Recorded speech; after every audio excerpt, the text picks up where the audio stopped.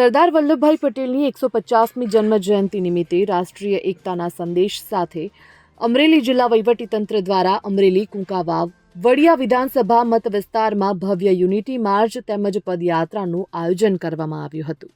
આ પદયાત્રા અમરેલીના સરદાર સર્કલથી શરૂ થઈ શેડુબહાર સુધી યોજાઈ હતી। આ પદયાત્રાને રાજ્યકક્ષાના મંત્રી કૌશિક વેકરિયાએ સરદાર વલ્લભભાઈ પટેલની પ્રતિમાને પુષ્પ અર્પણ કરીને લીલી ઝંડી આપી પ્રસ્થાન કરાવ્યું। આ પ્રસંગે સાંસદ ભરત સુતરિયા, જિલ્લા કલેક્ટર, અમરેલી પ્રાંત અધિકારી સહિતના પદાધિકારીઓ અને ઉચ્ચ અધિકારીઓ પણ સહભાગી બન્યા હતા।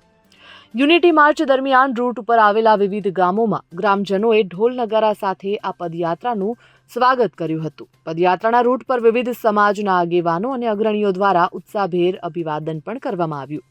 આ ઉપરાંત રૂટ પર નૃત્ય સહિતના વિવિધ સાંસ્કૃતિક કાર્યક્રમો પણ પ્રસ્તુત કરવામાં આવ્યા હતા।